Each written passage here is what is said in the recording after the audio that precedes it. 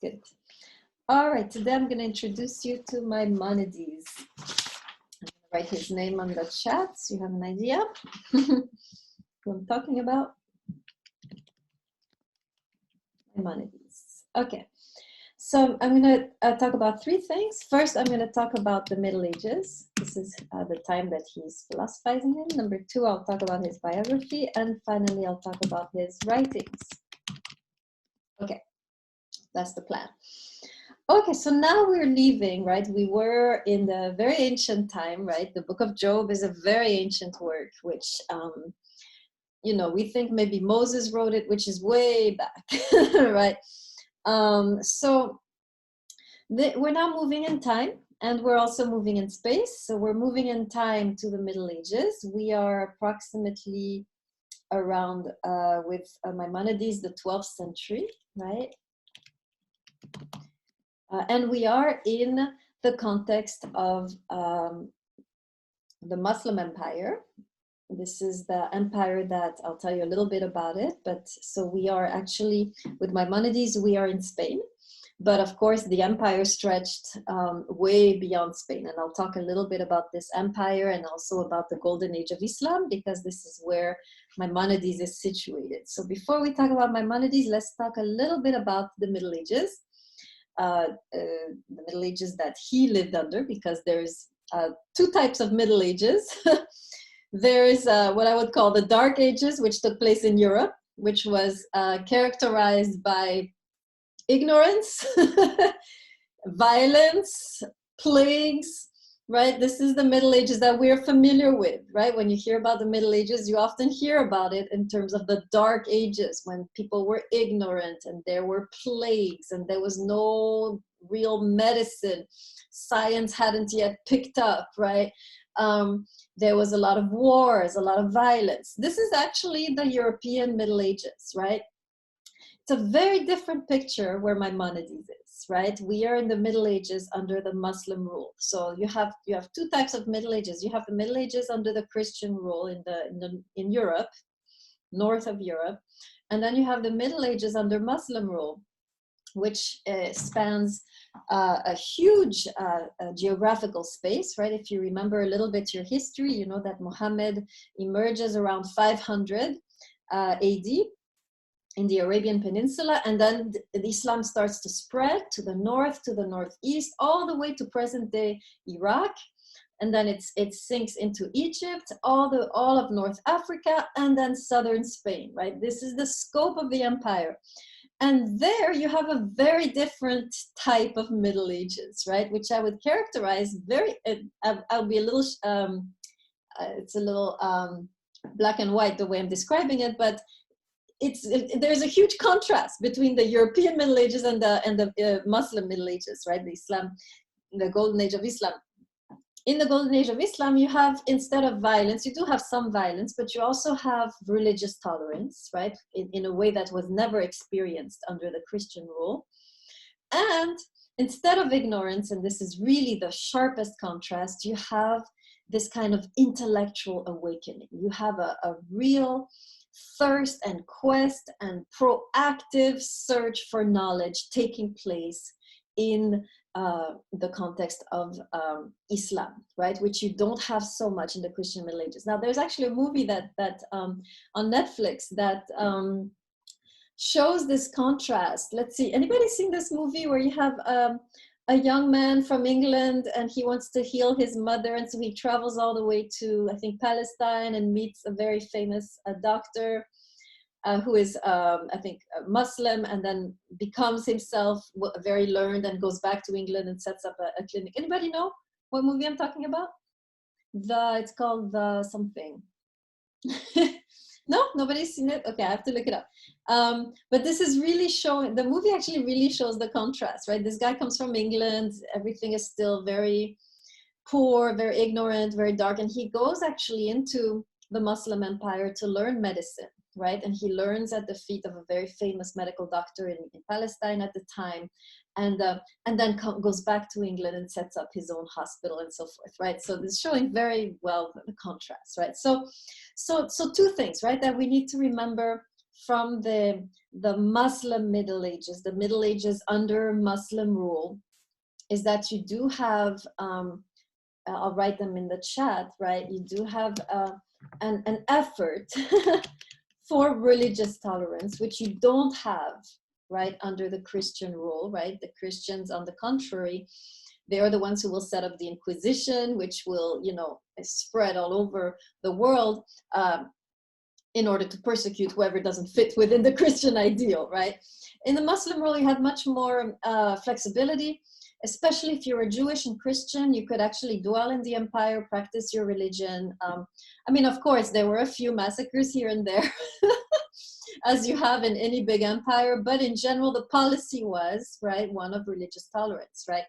In addition to this, you have this enormous quest for knowledge. And in fact, this is the part that you'll never learn in history. We actually owe a huge debt to the Arabs during this golden age of Islam. Does anybody know what we owe the Arabs as Europeans, as Westerners, right? We're all coming from that context, right? What do we owe the Arabs? What did they do during this time, which constituted a huge contribution eventually to Western civilization? Okay, Ahmad, go ahead. It was the translation of the Greek texts, namely Plato and Aristotle. Excellent, right? Absolutely, right? They are the ones, right? The Muslims at the time are the ones who actually went and unburied these texts, right? These texts had been already the beginning, right? There was a lot of work done in philosophy, mathematics, physics, astronomy, medicine, but these texts had fallen into oblivion. And one of the greatest contributions, right, of the Islamic empire was to unearth these texts and translate them into Arabic, and then, of course, develop them, right? So this is why you have such a powerful explosion of science, technology taking place under this, under the golden age of Islam, right? Oops, sorry. Right, my phone. Right. So you have, and then of course later on these texts are carried to Europe, to Western Europe, by the Jews actually, who were traveling between the two empires, translated into Hebrew and Latin, right? And eventually these texts become accessible to the West, right? And then we receive them. So what's interesting is that if you learn history, right, you will never hear about this part. In fact, you will hear that civilization begins where? Greece, and then where did it go? When you hear about the Renaissance yeah, thank you, Ahmad. Where is the Renaissance taking place, Ahmad, according to the textbooks that we study in school? I'm not sure where exactly. Is it around Italy? Exactly. Spain? Right, Italy, right? So what we learned the Greeks and then the Italians. And then the Italians somehow found these texts, and then came our civilization. And we omit systematically the huge, enormous contribution of the Arab world in the unearthing of these texts, translating of these texts, expounding on these texts, and gifting of these texts to the Italians, right? To Europe in general. So I want you to relearn history right here. The real Renaissance, where did it take place? Not in Italy, right? Let me be precise. That Renaissance in French, it's a French word, means rebirth, and it's actually the rebirth, right, of Greek culture, right? That's what we call the Renaissance. This is the uncovering of these Greek texts, and then discovering of all of these treatises of math, of physics, philosophy, and so forth. The actual Renaissance did not take place in Italy. It took place under the golden age of Islam in cities like Cordoba, like Baghdad, and Cairo, right? These are the three main hubs of the empire, of the Muslim empire. So let's review. Where did the Renaissance take place? First of all, what is the Renaissance? Let's review. Let's rewrite history together right now. We're not rewriting. We are reading correctly.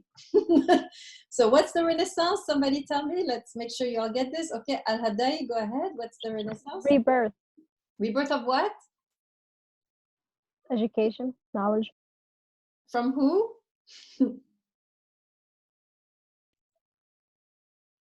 Europeans. No, Al-Hadai. Okay, No. wait. It started in the Arabic countries, right? And then it moved up to the Europeans, right? Almost, but before the Arabic countries, what did they discover?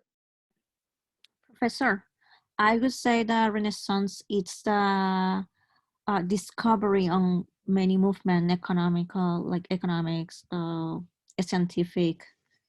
Okay, you guys did not listen to a word I said. Wake up, everybody. I'm going to say it again, okay? Take notes, and then I'll quiz you.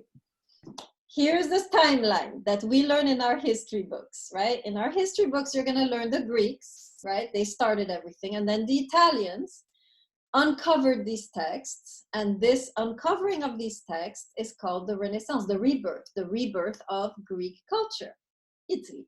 And then, of course, Italy becomes very civilized as a result of this and spreads the knowledge to the rest of Europe. This is what you learn in your textbooks, right? In elementary school.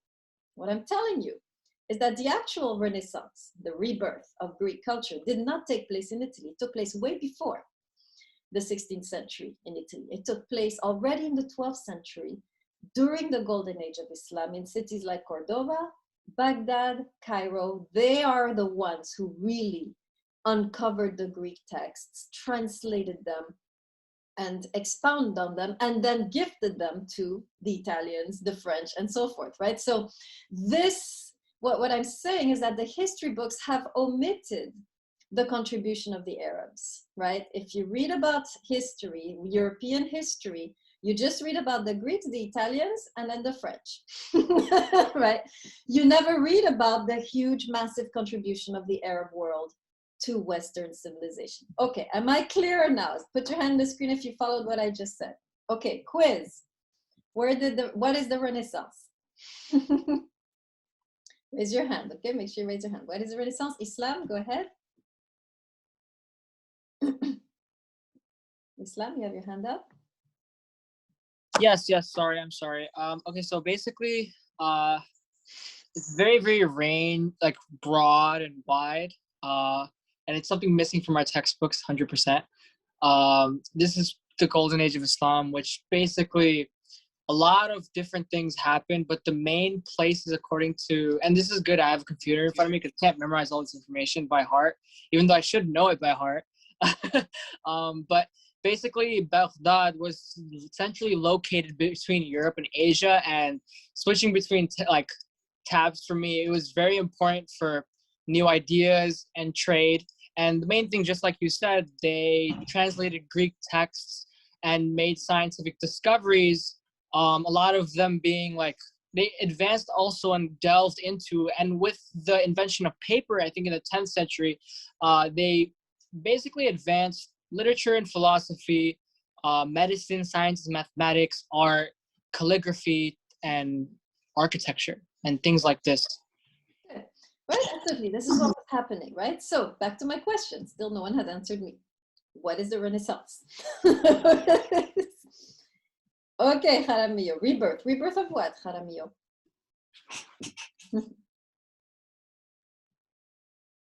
Jaramillo? Rebirth of do you see me? Yes. Okay. It's like the rebirth of culture of the art. From who? History of I'm gonna shoot myself. the Greeks. Thank you. Okay. Very good. Thank you. Right now, rebirth of Greek culture, right? Rebirth of Greek philosophy, mathematics, and so forth. Where did the real Renaissance take place? Castaneda? It took, oh, sorry, my bad. No worries. Castaneda?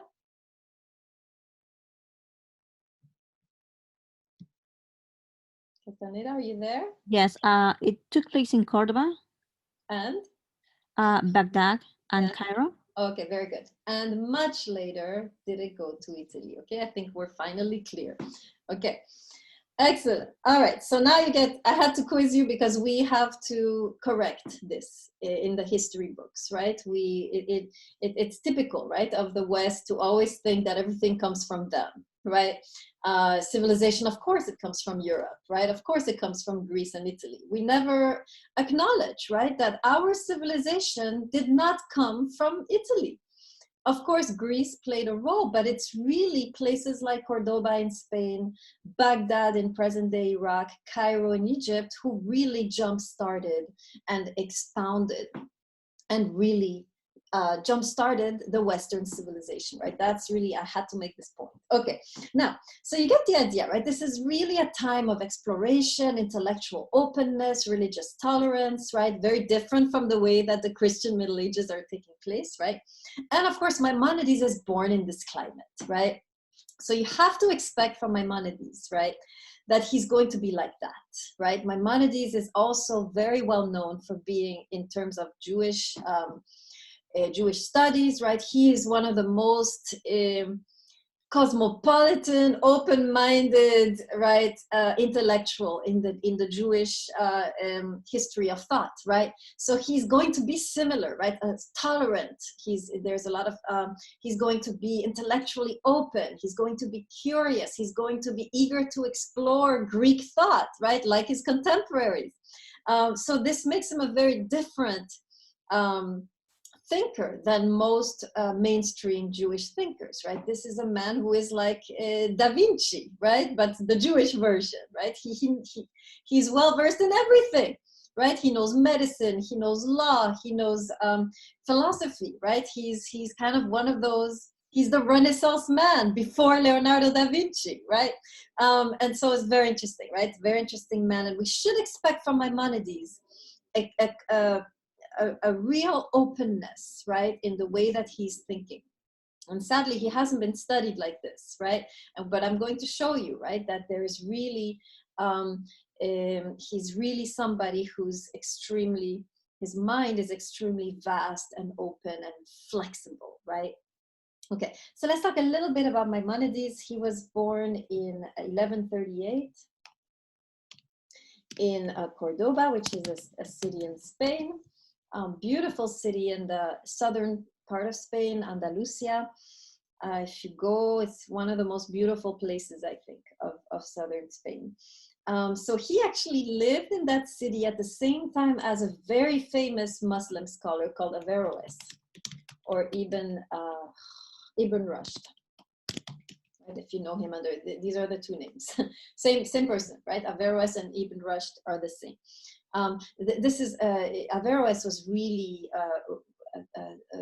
how shall I put it, a really important thinker in the context of medieval Islam, right? And he was 10 years older than Maimonides. And there's speculation that maybe they knew each other. Maybe Maimonides was introduced to Greek thought through Averroes, right? Maybe he studied with him a bit, although he was very young, right, when he had to eventually leave Cordoba.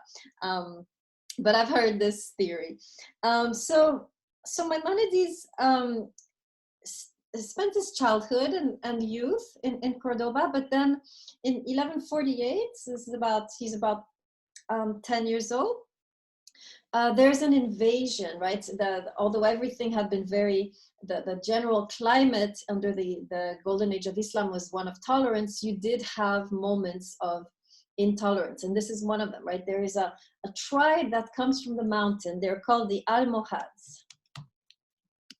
So this is a tribe. This is a tribe from the mountains of North Africa, right? And they invade Spain, and they take over. And these people are actually very different from the rest of the Muslim empire, right? These people are purists. They want to have a pure Islam without any foreign interference, without any foreign influence. You have, so they're very fundamentalistic, right? This is a fundamentalist branch of Islam, which is now invading southern Spain. And so they don't want anything to do with Greece. They don't want anything to do with these pagans. They want Islam to be just the Quran, right? So they invade and they start to persecute anybody who is interested in studying the Greek thinking. So the first one they persecute is one of their own, Averroes, right? And there is a huge event that they organize where they burn publicly all of the books of Averroes in the city square, right? And of course, anybody who is not Muslim is immediately forced to convert or expulsed, right? So Maimonides is expulsed with his family from Cordoba. So this is a kind of a dark time, right, where he has to leave. And of course, the Almohads are taking over southern Spain. So anytime Maimonides and his family find a place, they go there, right? So they have to move again. And then they invade and they have to move again. So actually, Maimonides and his family spent 10 years just roaming through Andalusia until finally they go, interestingly, to the heart of the Almohads, which is Fez in Morocco, right? So it's interesting. I don't know how to spell Morocco. I hope there are 2 R's. If not, anyways. So they end up in Fez in Morocco, which is really the heart of the Almohad Empire. And there actually Maimonides flourishes and he studies medicine. This is where he begins to study medicine. And then again, things start to become tense, right? And so the family has to move again and they end up in Cairo, in Egypt, right? So now Maimonides is in Cairo, Egypt. He's already middle-aged at this point. And he's already a medical doctor and of course, a prominent Jewish scholar. And he enters Cairo and is immediately hired by the court to become the personal physician of the Caliph. Caliph is the prince of that court, right? The highest official of the land, the Caliph, right? So he becomes a personal doctor of the Caliph. And so in one of his letters, he writes about his, the way that his day kind of unravels. And he says, well, you know, I wake up very early, I go to the court, I serve there, I heal or prepare, you know, whatever, I do what I need to do to help everybody in the court. And then around 4 p.m. I go home. And then there in my town, waiting in line are all of the villagers in my village, waiting now for me to heal them, right? So I take care of them until around 9 p.m., right? He's writing this in a letter. 9 p.m. I eat, finally, first meal, right? And then he says, I dedicate myself to my writing. So the book we're going to read, The Guide to the Perplexed, was probably written between 10 p.m. and like 2 a.m., right? So this is really, Maimonides is really somebody who is just working all the time, right? He was very, extremely active, right? So anyway, so he, I think he ends his, he grows old in Cairo, right? He really serves there until his death, I believe, right? And this is where in Cairo that he will be doing most of his writing, right? So the book we're gonna read, The Guide to the Perplexed, the Mishnitora, all of this was written in Cairo. Okay, so now I have an idea a little bit of his life, a very interesting life, a life, of course, obviously of pain, of exile also, right? Not just discovery. And we'll see some of that reflected in his writing, right? When he writes about suffering, which is the theme of our class. Okay, any questions before I continue into his works? Anybody have any questions? Okay, good. All right, so last part I want to talk about is his writings. There are 2 main writings that I want to highlight. The first one is called the Mishnitora. And the second one is our book, The Guide to the Perplexed. And I want to highlight these 2 works because they are on the opposite end of the spectrum. So the Mishnitora was written by Maimonides for his community. And actually, before I go into that, I forgot to tell you that Maimonides, although he was the doctor of the court, right, was also the rabbi of his community, right? He was the head of the Jewish community in the area of Cairo. So he had a huge community there that he was in charge of. And he noticed, so this is interesting, he noticed in his community two types of people. And so the first type of person, and actually in this classroom, there are two types of students, right? So you will recognize yourselves in one of these. First type of believer is the believer who just accepts the teachings of the elders, accepts the teachings of the rabbis or of the imam, and they follow, and they don't have any questions. It's clear. It's easy, right? And in this class, we have people like this, right? Religion comes easily. It makes total sense. The questions don't really bubble up too much. It makes sense, right? So that's the first type. But then he noticed in his community a second type of people, which he called the doubters, right? These were the people who just couldn't believe easily. They always had questions and doubts and objections, right? These were the people who were also reading a lot of Greek philosophy, right? They were the seekers. They were not satisfied with just reading the Hebrew scriptures. They wanted more, right? So they were reading Aristotle. They were reading Plato, Plotinus. And the problem is, as they started to read Aristotle, they started to notice discrepancies between Aristotelian science and what the scripture taught. And then they started to have issues, right? So this second category of people, the seekers or the doubters, right?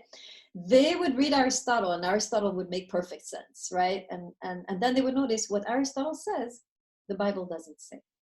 Then who's right? Is the Bible wrong or is Aristotle wrong? And they would struggle with this because Aristotle he was the science of the time, right? He made perfect sense. And yet there's contradictions between what he's saying and the Holy Scriptures. And so they had now this crisis, who to believe, right? Do I believe Aristotle and dump my scriptures, or do I dump Aristotle and stick to my scriptures? And Maimonides is actually also writing for these people. So for the first set of people, the believers, right, he writes the Mishnitora. Mishnitora is simply a summary of all of the principles of Judaism, just summarized. Right, basically what Maimonides did, he took the Talmud, which is the huge work of commentaries over centuries of the rabbis, and he summarizes it in a kind of Talmud for dummies. And this is the Mishnitora, right? It's the summary of centuries of discussions and debate about what does it mean to be Jewish, and he summarizes it in one book, right?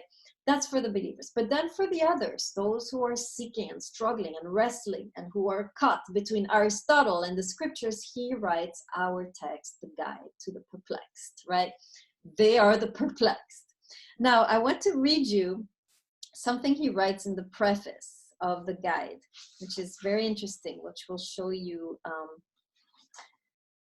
why he has chosen to write a whole book for them. Okay, now I'm trying to find this quote and I can't. Why?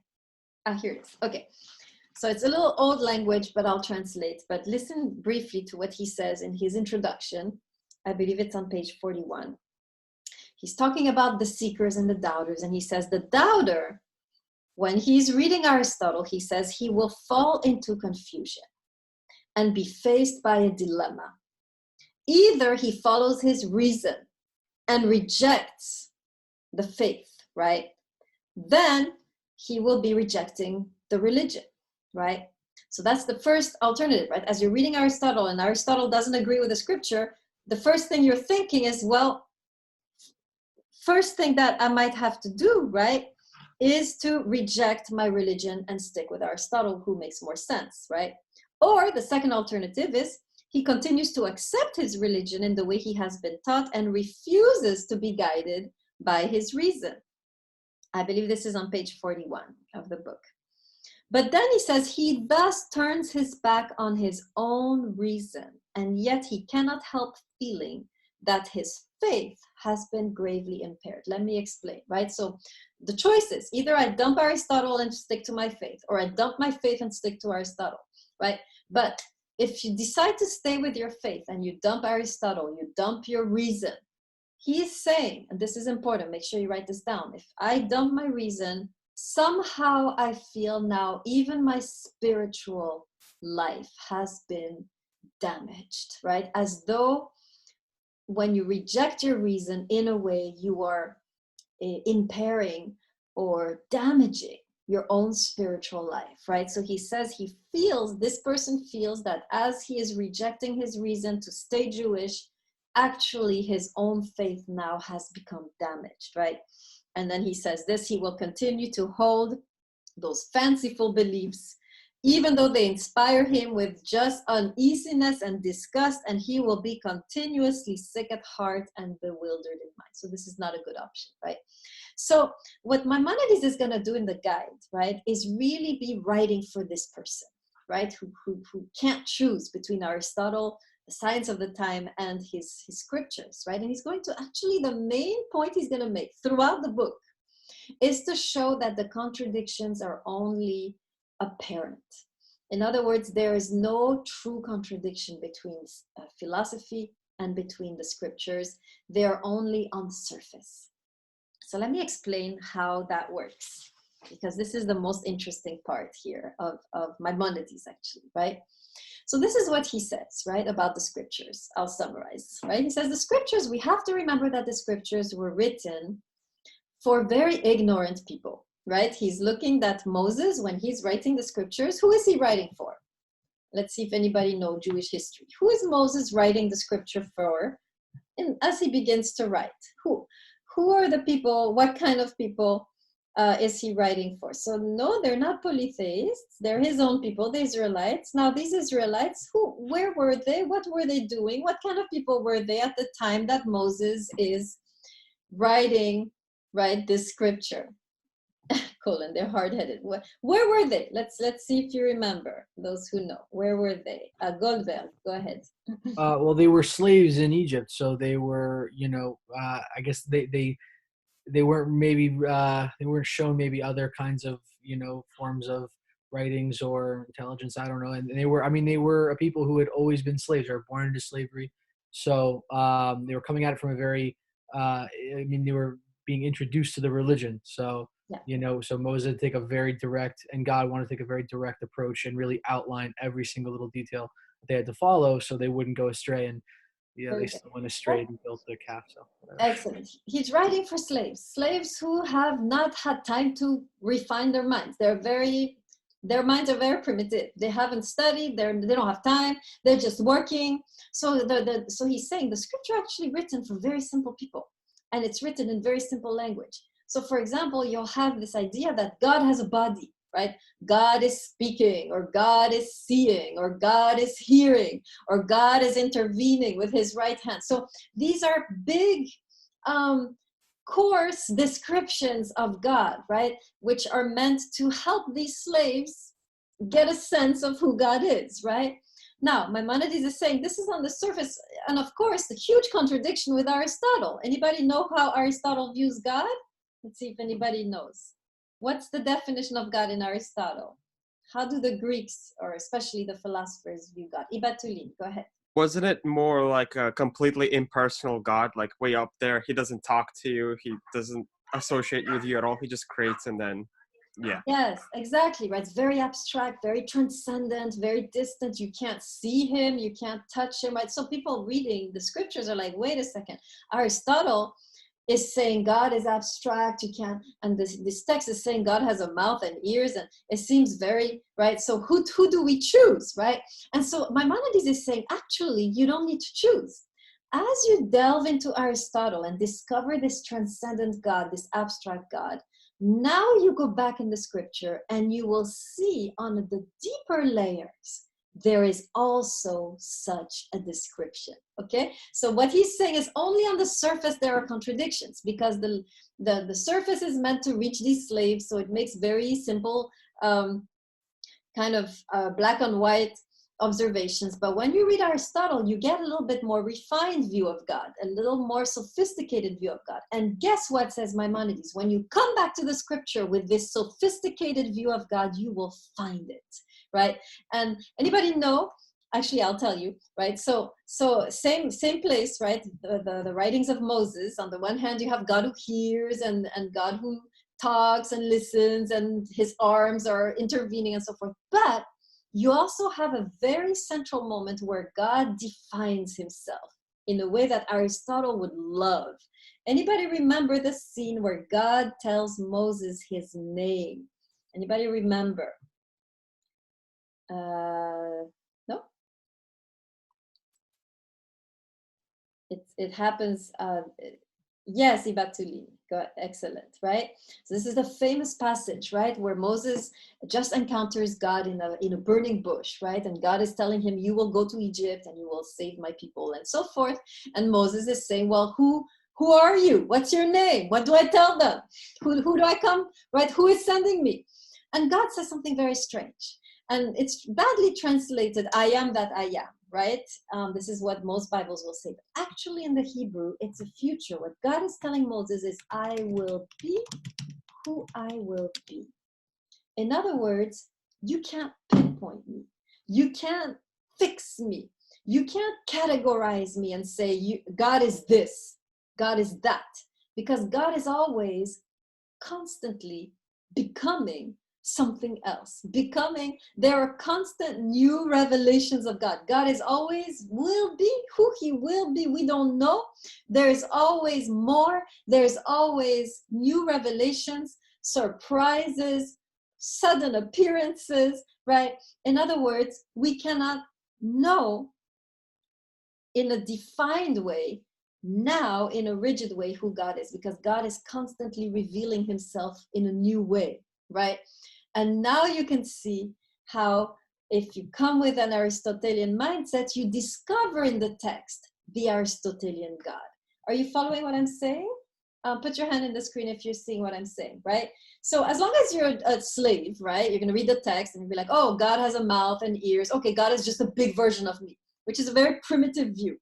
But when you start to go and study Aristotle and your mind becomes sophisticated and you come back to the text, you will start to see things that you didn't see before.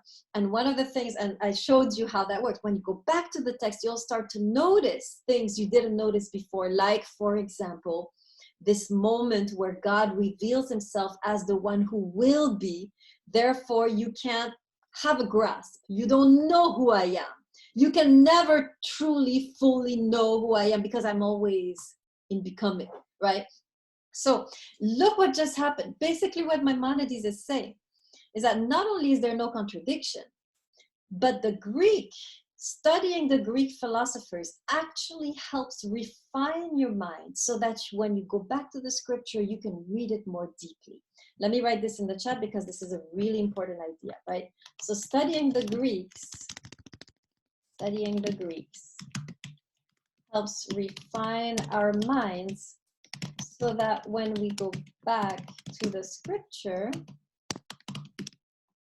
we can see more deeply into it, right? So in other words, far from deviating us from the scripture, right? Studying Greek philosophy doesn't deviate us. It actually gives us a deeper insight and understanding of what is going on in the scripture, so we can read we can read more deeply than the slave mind, right? We have a slave mind, we study philosophy, now we have sophisticated mind, we go back to the scripture, now we see things we never saw before.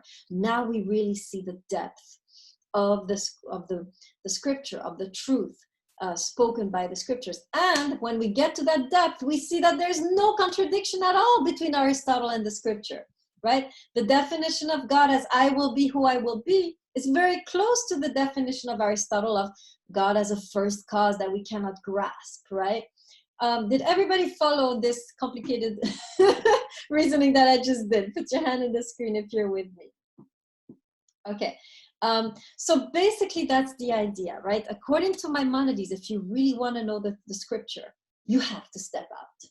That's the contribution. This is the radical, subversive, crazy idea that Maimonides is teaching, which I believe we are missing when we study Maimonides nowadays, right? What Maimonides is actually saying is if you want to know the scripture, if you want to know Judaism, you have to step out of the scripture You have to step out of your faith, learn something else. Greek philosophy in his case, because when you come back, your mind will be vast, it will be refined, it will be sophisticated, and now you will be able to see much more. Like basically what he's saying is that as long as we have narrow slave minds, we will only see this much of the scripture. That's why we need philosophy, to expand our minds, so that when we come back to the scripture, we come back with a big mind, and so we see more, right? It's just a question of expanding the mind, right? Philosophy is there to simply broaden your mind, so that when you come back to the scripture, you come with a broad mind, you come with deep eyesight, and therefore now you can see more than when you just had the narrow slave mind, right? So basically, let me write this down, right? To really understand the Bible, right? The scriptures, you have to actually step out of the scriptures, right? You have to expand your slave, right? We'll call it that, narrow mind, right? Through the study of philosophy, right? And other things, right? He talks about the importance of mathematics, the importance of astronomy, right? All these things, right? You study, you broaden your mind. Now you have a broad mind, right? And you can see so much more in the scripture, right? So that's what he said. That's why for him to really know your own faith, and I think you can apply this to any faith you're in, whether you're a Christian, a Jew, or a Muslim, right? According to Maimonides, and by the way, he wasn't the only one to say this. Averroes was preaching the same thing, right? To really know your own faith, you have to step out. You have to broaden your mind. You have to travel. You have to meet new worldviews, encounter new worldviews, encounter new ways of thinking. Broaden your mind. Make your mind more plastic, more flexible. When you come back with such a mind, you're going to see really the depths and the riches of the text, which remain inaccessible to a slave narrow mind, right? That's the main idea here in Maimonides, the very paradoxical idea that to really know my scripture, I have to step out of my scripture, right? Okay, I think there's a question from Islam. Go ahead.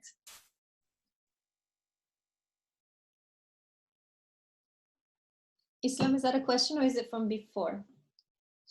I'm sorry, I always have to mute myself on the phone, but unmute myself, my bad. But I wanted to add also, because I really relate to it. I agree with 100% what you've been saying, because in order, like, for me, or for the first verse that was revealed for us in the Quran,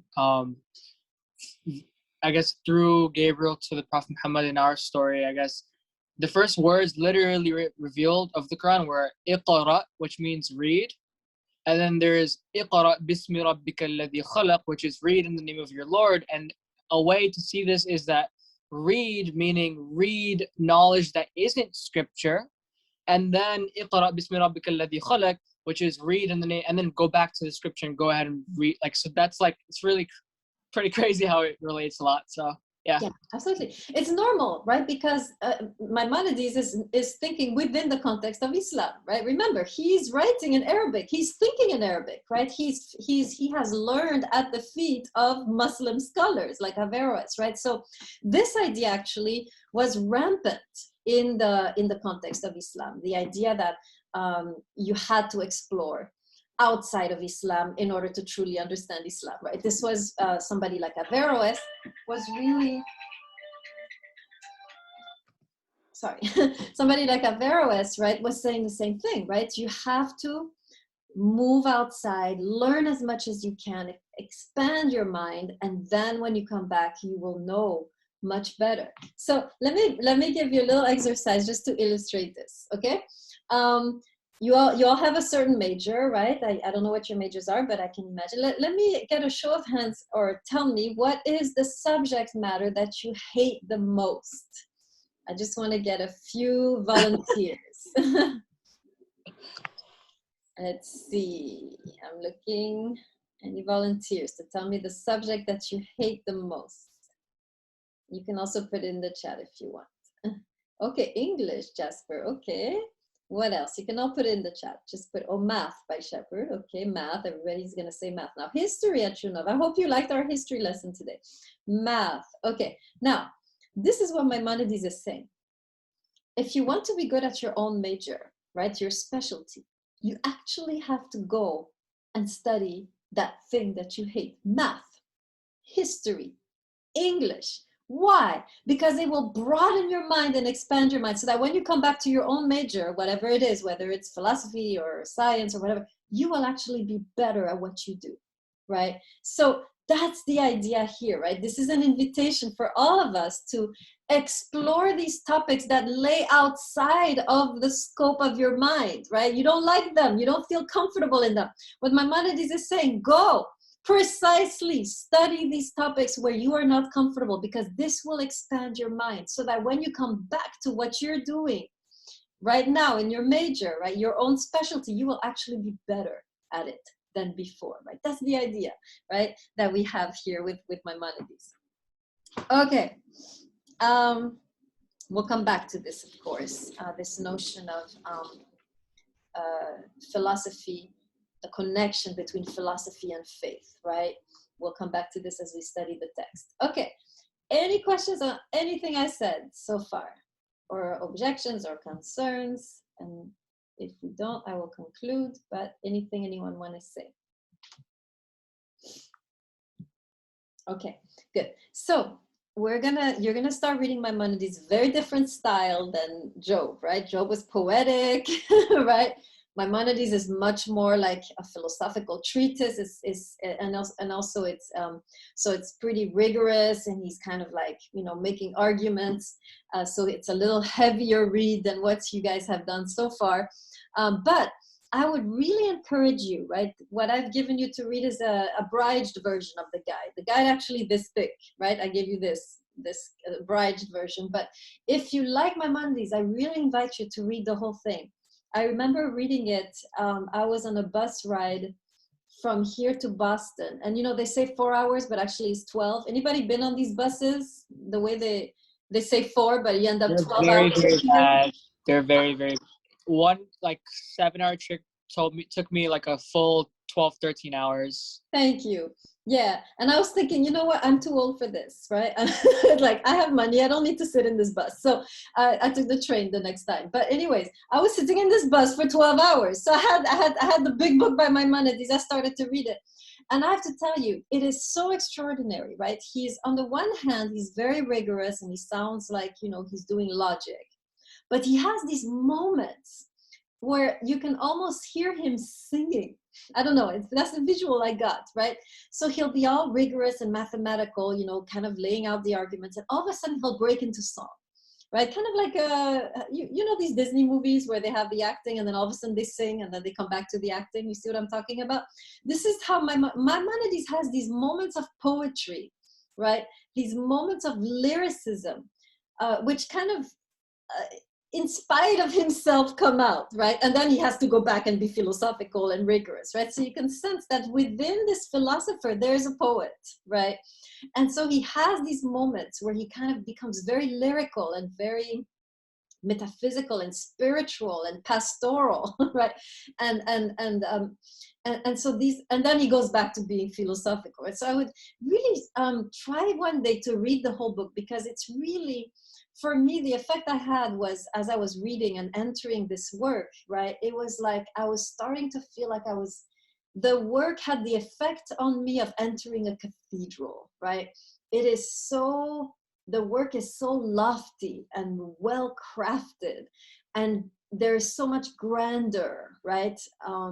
Height, breadth in this work, in this man's mind, right? It's the effect of entering either a very beautiful mosque or an amazing synagogue or a cathedral, right? This is how the work is built. It's really an experience to read the whole thing, right? It's like entering this magnificent architecture of thought, right? So I really suggest, don't read just the little tiny snippets that I gave you, because you're gonna miss the amazing work of art, right? The architecture of thought that is taking place in this work. So I really suggest those of you, if you kind of like the little snippets that I assigned, try to get the whole thing not the abridged version that I gave you now, the whole thing, and just sit down, do a bus ride, go to Boston, and you can really get a sense of the magnificence of this work, right? But it's a harder read, right? This is a much harder read than Job. At the same time, it's going to be clearer, right, than Job. So that's in the sense that he's trying to be clear. Job was, kind of hiding everything in poetry. Okay, so you have a reading assignment coming up for Wednesday. Hopefully, maybe I'll have graded your test. I don't know. We'll see. But you still have time to hand them in the actual folder.